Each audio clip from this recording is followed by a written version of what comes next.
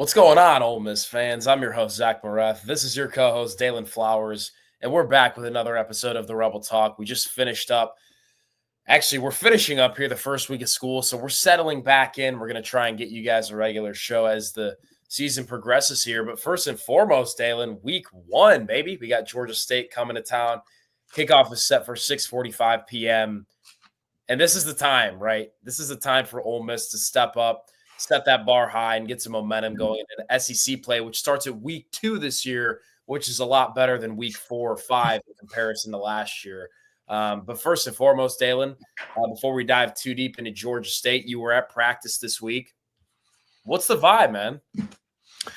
Man, it's a good vibe, man. Just first of all, it's almost 2 more sleeps when this is coming out. Maybe only 1 sleep for everybody seeing this, but it's just good to be back, man. I was walking to my car earlier and they had the big screen set up in the vault, and then basically the timestamps are already up and the lights are up. And I'm just like, it's good to see that. It's good to breathe in football air. It's good to just be back, So good vibes right now. Saw some of the players this week, and have been seeing them around campus. It's just a lot of good energy right now. I think the boys are excited, really eager and ready to go out there and show what they've been working on, what they have put in this offseason through fall camp to display. I think this is an Ole Miss group, which obviously we'll get into in this episode, but Ole Miss group that has a lot of proof and are looking at the media in terms of the national perspective as, people that have undervalued them over the last few weeks and people that have, in their words, put them in the underrated perspective. And so they're ready to go out there against Georgia State,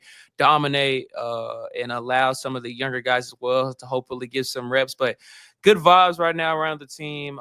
Still working through some injuries as well, but hopefully throughout the next week or two, those things will all get patched up as well. But really, really just good vibes around the team right now. Was able to speak to Suntarian Perkins in this presser and TJ Doherty. That they seem to really have just been locked in, taking over some different leadership roles, although they've had some leadership roles over the past couple of years, and they really just seem to be the catalyst for the defense right now. So got a chance to talk to them this week, and just really good vibes around the program and the team in Oxford right now for football, man.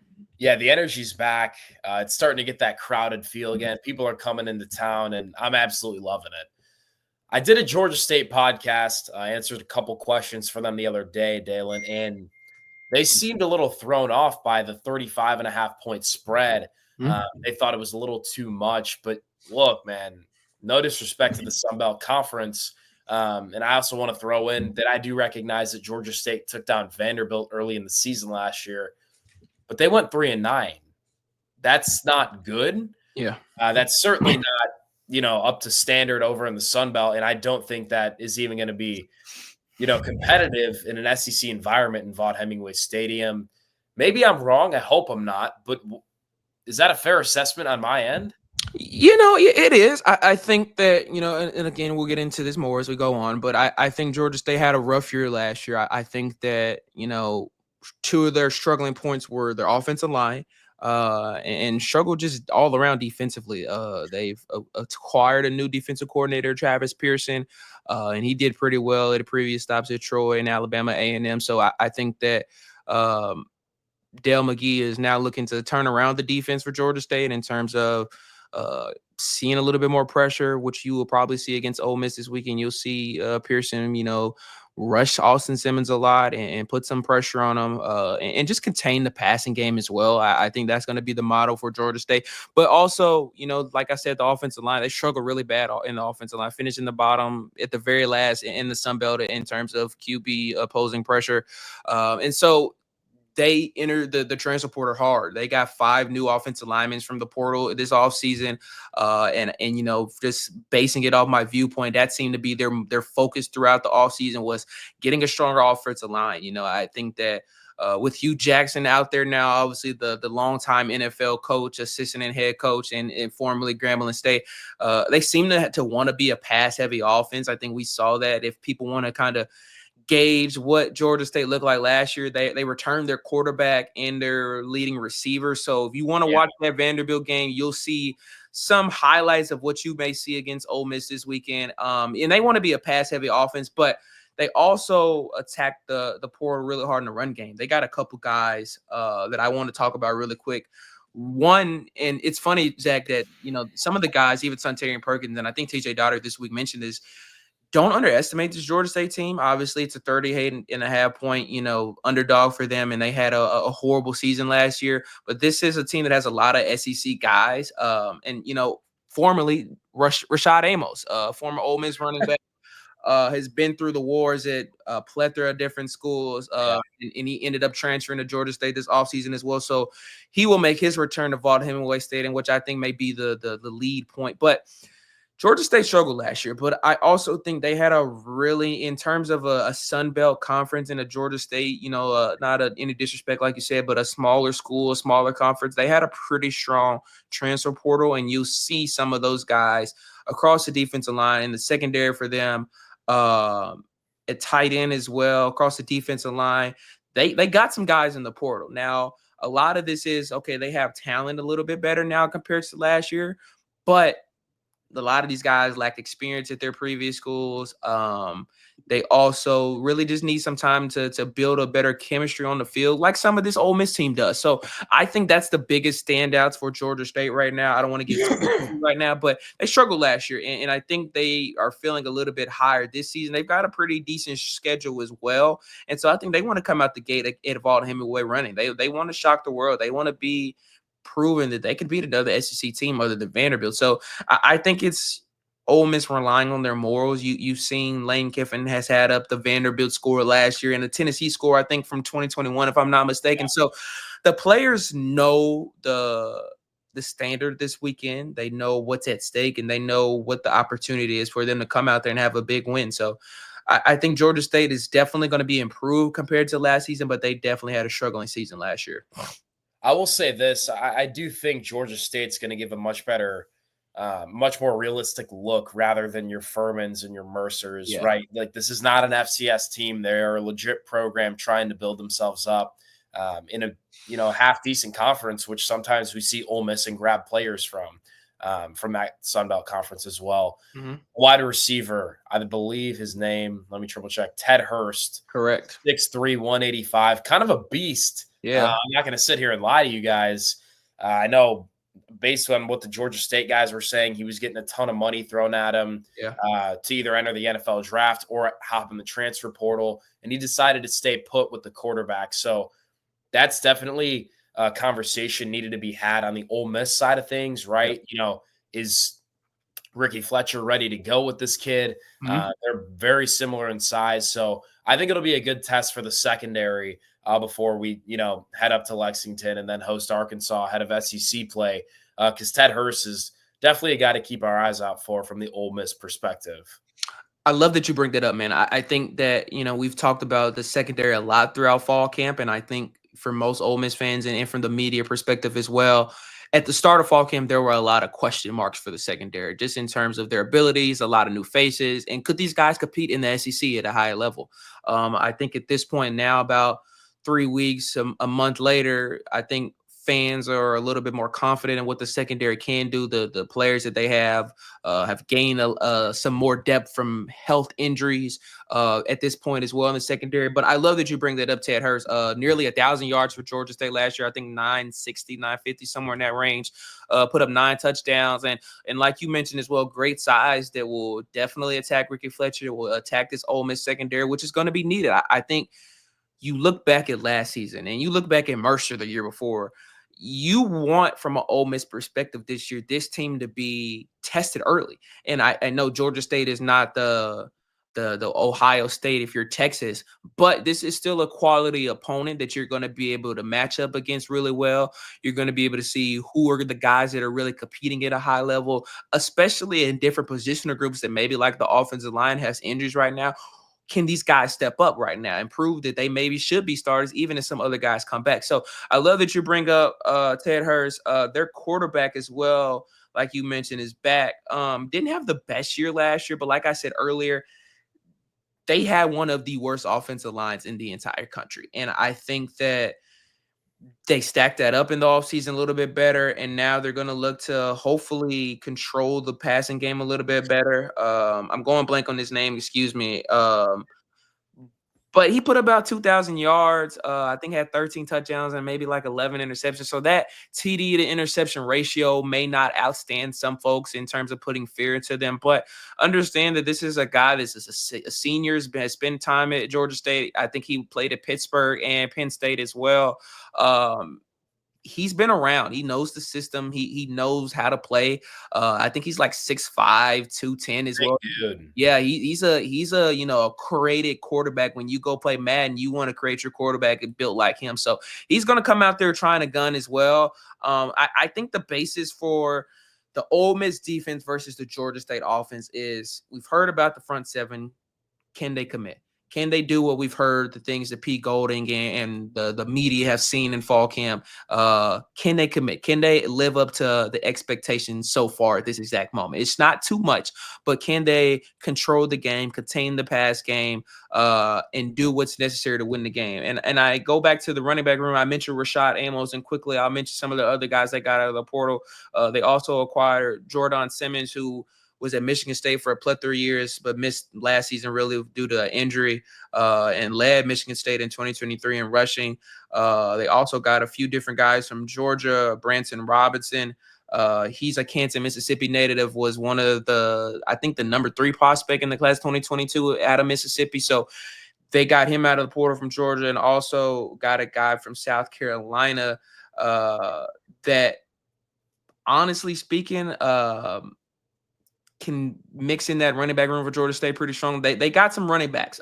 They lost their leading rusher to Oklahoma State, Freddie Brock, and so they got some running backs in the portal. Quarterback's name, excuse me, was Christian Felix. If I'm mistaken his name, I apologize. So look out for them.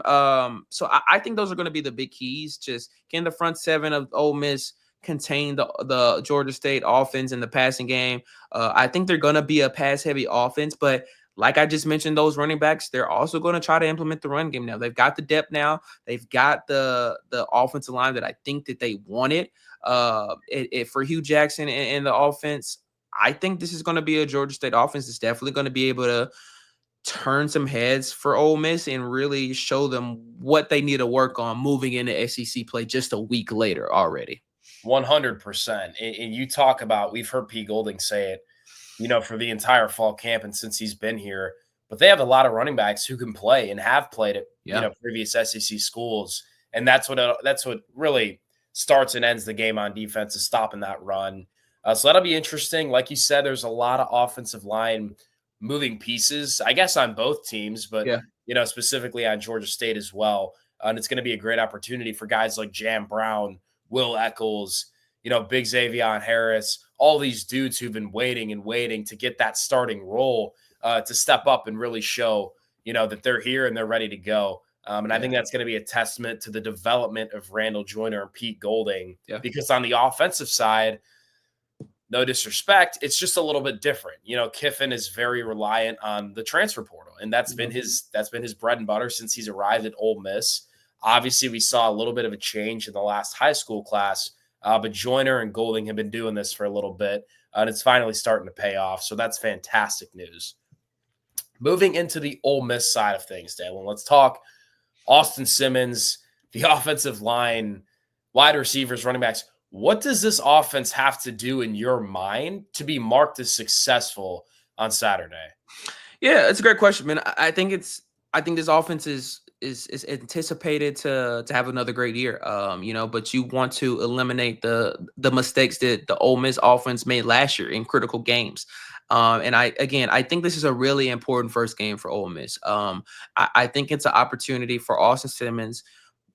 A lot of people don't know his name, and I say that respectively because he just hasn't has a full year as a starting quarterback. He's made moments happen that continues to bring up, like the Georgia drive, but this is his opportunity now. He's QB1, he's the leader, and it's going to be put on full throttle against Georgia State. We know who he is from the Ole Miss perspective. He has a great arm talent, great mentality. We hear great things, but expect him to make a few rookie mistakes this weekend. Expect him to allow the playbook to be opened up to him a little bit. I would say I hope Lane Kiffin and Charlie Wise Jr. does allow him to do that over the course of the game. But start him out simple. You don't want to put him in situations early where it's going to lower his confidence, and then you have to scratch and crawl early to try and come back and win this game against Georgia State. That's not what you want. You want him out there comfortable and early, putting him in situations that he doesn't necessarily need to face too much pressure, and allow him to just play his game. I think that he's built a great relationship with this offensive line and his receivers throughout the offseason. I think that they have combined really well. And some of the guys that we acquired from the portal, like Deshaun Stribling, strictly put out that he came to Ole Miss because of Austin Simmons and because of the offensive history that Lane Kiffin has done, not only at Ole Miss, but at other stops as well. And he had full faith in Austin Simmons as a quarterback. So you'll see a great connection between those guys, but it all comes back to the offensive line. I'm excited. I think that they are hungry. I think they hear the noise. I think that they're also not 100% right now, which is also going to build a little bit more of their toughness this weekend. And I know some people may hear me say that and think, why would this offensive line be a little bit more tougher when they may have a few pieces out this weekend? I think a lot of these guys are new that you may see this weekend or have been here for a year or two and just have not had the opportunity, but are willing to show and are ready to show they are built for SEC material football. They are built for Novembers in football, and they're going to be able to do that this weekend. And I think it's going to set the tone early. And it's not just protecting the quarterback, it's protecting the run game. It's protecting the offense in the red zone. It's, picking each other up when things don't go your way. It's picking up your quarterback when he does get hit. It's how are you moving as a group and not singularly this weekend as the offensive line. So we're going to see how they perform. I think that Bryson Sanders is going to be the lead guy, obviously at center. He's been ready for this moment, it seems, throughout all the fall camp. He's waited his turn at Ole Miss. This is the place he wanted to be. This is what his home is. And I'm excited. He's been locked in. I chatted with him after the first day of fall camp. He is mentally ready and physically ready to go. We'll obviously see Diego Pounds out there at left tackle. And you're going to see a collection of other guys that I think, honestly, Patrick Kudas, although has been going through so many injuries, it seems like throughout fall camp, may be 100% at this point, and we may see him out there. But I'm not going to make that call. Obviously, don't know that 100%. But you'll see a different guys like P.J. Wilkins, Devin Harper. You may see Delano Townsend as well. Percy Wilkins that have honestly earned the opportunity, barring some changes for injuries, to go out there and start this weekend. They all may be young, but have worked really hard throughout fall camp, have received high claims from offensive coordinator Charlie Wise Jr. and really seem to be progressing a lot faster as young guys that I think the coaching staff and maybe some fans would believe. So I think the offensive line has everything in front of them to be successful this weekend, and I think it's important that they put the things together. You don't want to go on film after this week, Zach, and then go into Kentucky with, okay, we have so many more negative things than positive things, and Right. we have 5-6 days to work on these things now already against SEC opponents. So the offensive line has everything in front of them, regardless of maybe missing a few pieces, and I'm really just excited to see how they're going to be able to mesh in this week 1 matchup. No, you make some awesome points, Dylan. And in my opinion, I think hopefully we win this game by a really large margin. Mhm. But, you're going to be able to look back upon that offensive line performance. And for the defense, I think it's how that secondary performed Yeah. and get a pretty good idea of what to expect moving forward. I felt like last year this was almost a similar spot that Ole Miss was in during Wake Forest. So we went there and beat them, took care of business. But there were a lot of things throughout that game where you could sit there and nitpick and be like, this wasn't smooth. The O-line is holding like we've never seen before. Yeah. Why are our DBs getting torched on this play? Things along those lines that I think we're going to be able to point out and really start to recognize as problems moving forward. I just hope that's to a far lesser degree than last year, because as we know, the week after that, we lost to Kentucky. So Yeah. hopefully we flip that, and that's not the case moving forward. But I'm really pumped to see guys like Kewan Lacey in that running back room kind of get their feet wet in Vaught-Hemingway Stadium and really start to make an impact on this offense, because, look, Austin Simmons, his success is going to start and end with the ability to run the ball. You look at Lane Kiffin's offense, the RPOs, the running backs that he's coached throughout his career at Alabama and Ole Miss, they have to be successful in order for this offense to operate at its highest level. So if that's not the case, we're going to know very quickly. And I hope for the sake of the Ole Miss offense in 2025, that Kejuan Lacey, Logan Diggs, Dominique Thomas, whoever it may be, is able to get the rock and kind of average 4 to 5 yards per carry there on the run game. Mm. Let's move into the final segment. I really have, Daylan. You can feel free to chime in with anything else when I hand it over to you. But let's do some score predictions, man. I'm curious.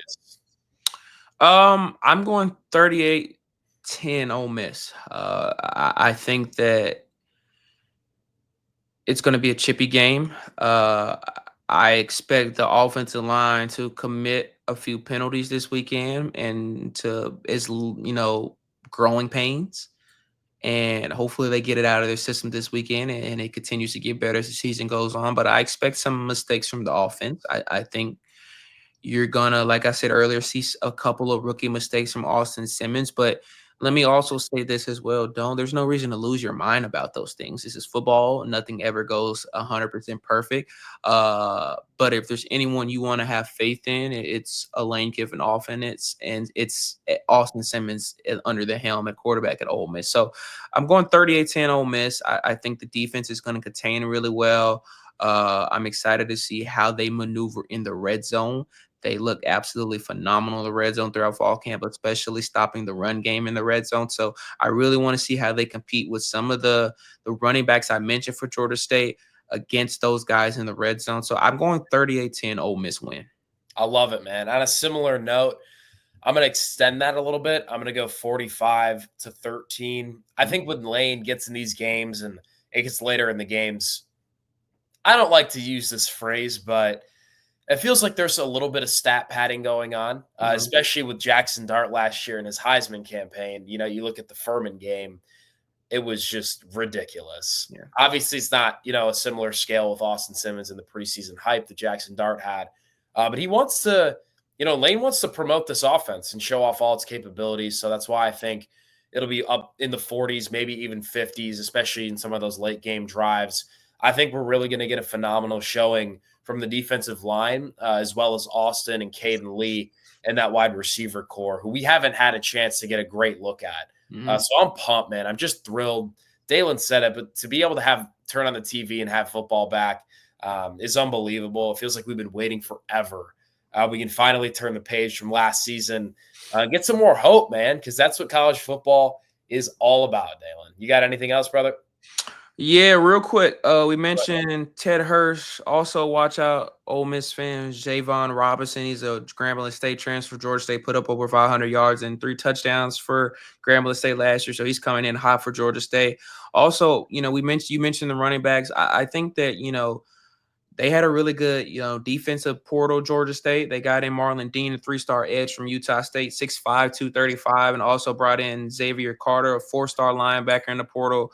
From UCF, and he spent time at LSU. He was a 6'4", 210 guy. So this run game is going to get tested. And again, I think it's important to get tested early. You want to see early, what are your flaws? Week 1, what are your flaws? What are the things you need to work on going into back-to-back SEC games in week 2 and week 3 already? So I think it's going to be a game. If you want to have some things to look out for, can the offensive line contain and play their game and limit the penalties?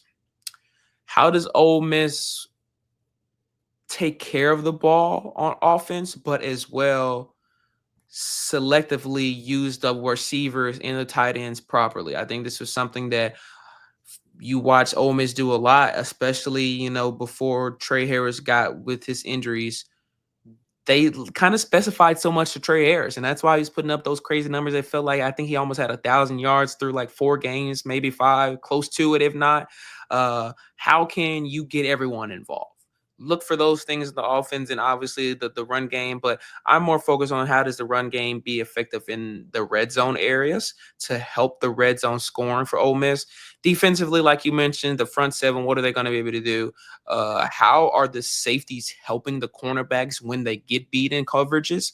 And so that's what I'm going to be looking forward to, but also pay attention to the special teams. Don't forget the kickoff return guys and new kicker.